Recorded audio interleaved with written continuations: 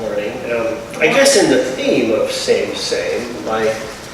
as I was thinking about this, it's some background and testimony in that sense, but it's more about, I'm going to share two, let's call them sames, that always seem to be a work in progress for me. As I look out, from the past, say 10 years ago, there's a lot of new faces, which is a good thing.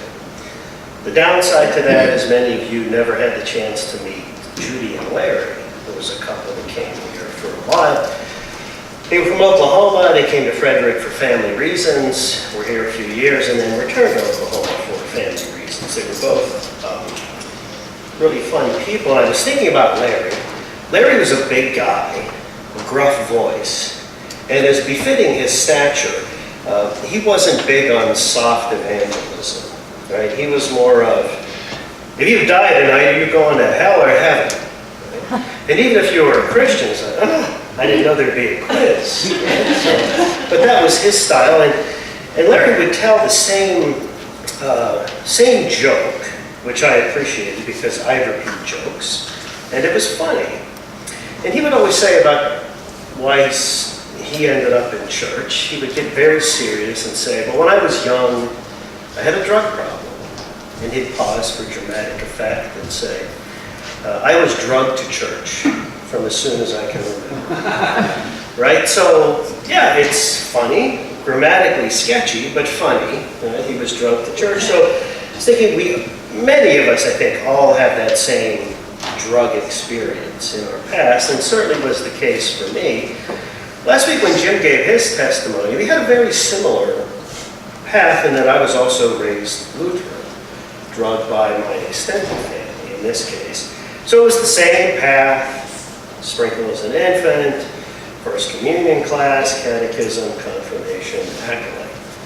Maybe two differences, and maybe they were the same for Jim, he just didn't mention it. I was in the David choir, cleverly named biblically. It was for kids grades 7 to 9, which the church obviously didn't think through. 7th to 9th graders, girls sound great. A third of the boys sound awful. But, you only sang once a month and people would applaud and be thankful it was over until next time.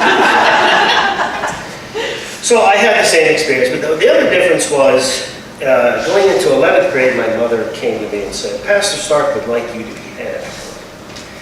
And I didn't even know we had a head acolyte. And I could only imagine the power and the perks that went along with such a title, so I jumped at it. But it meant two things. One, you made the schedule for every acolyte. And there were 2 at each service, which means a lot of people didn't like you because they didn't like the schedule. And it also meant you had to fill in anytime somebody missed, and given that you just annoyed a lot of people, you filled in a lot, often in those services. And although I went to graduate school away from home at Penn State, I went to undergraduate in my hometown. I lived at home the first year and a half and then moved off campus with friends to a dumpy apartment. And although that's often the time when people start to miss church and pull away, I didn't. And I'd like to tell you it's because my faith was so firmly grounded I would never think of it. But the actuality was, when you go to school in your hometown, the church was big enough, at least every semester, one of my professors was a church member. So I figured,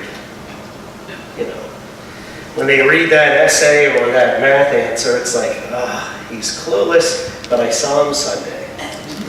B, right? Well, that reasoning was as solid as my head acolyte reasoning. And when I signed up for one class, I said, I'm taking Miss Arms. And my mother said, she'd fail her mother. So I realized that strategy was bad, and it was bad. So church has always been in my background, and when I met Amy, set up through friends at graduate school, and moved to Texas, that's when I became a member of the Christian church and was immersed and baptized. But church has always been there as part of my life. Just like many other things. There's church, there's work, now there's running to dance classes, and there's paying money to watch Pittsburgh sports on various apps. Right? So my same number one is what struck me thinking about this for today is I'm going to call myself a white noise Christian. So Christianity's there, but it's just one square in that quilt. Right? That quilt has a lot. So if someone would ask, are you a Christian? It's not dishonest. Yes. There's the square. Right? I'm also an economist, a dad, a sports fan, a this and that. It's just now you see my tapestry. And that, it ebbs and flows in predictable ways. When your decisions cause problems, it's like, oh, where's that church patch? I'll focus on that one for now. The trouble will pass and I can go back to many of the other pieces on my very pretty quilt.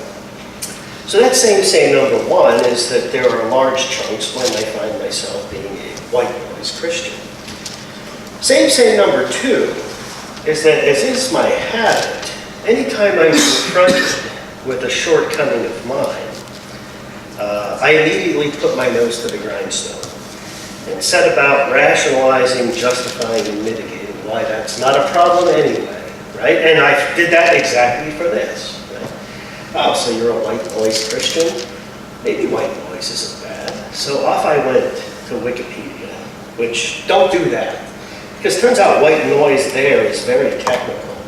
Physics, acoustics, statistics, it's just lots of equations. So get off of that and go right to Merriam-Webster. And there are two definitions of white noise, and I always assumed in Merriam-Webster that number one is the most important, number two is the least important or less used.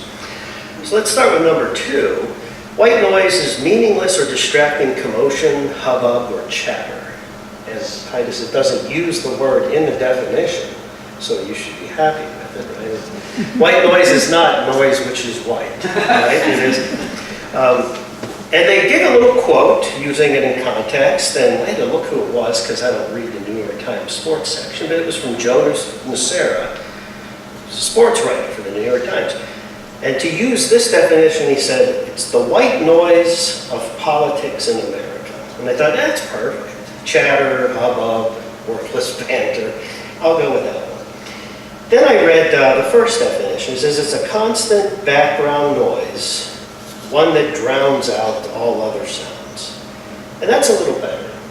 And they had a quote used in context from a guy that writes for The Atlantic, and he's writing about being in Houston around the last hurricane. And he said, from the safe little room in the middle of my old house, the tornadoes sounded just like creamy, smooth, deep white noise underneath the constant mid-range hissing of the wind. So I guess I'll continue and end by saying I'm going to continue to work on two things. One, getting that Christian patch, a bigger and bigger piece of the quilt, and not just, yeah, it's there. Everyone can see it, get off my back. And in the times where I do drift to white noise, I think definition number one is a little better. Let your church life and let God be the thing that drowns out everything else. That's an okay white noise, just not the distracting commotion, hubbub, and other clutter. So, thanks.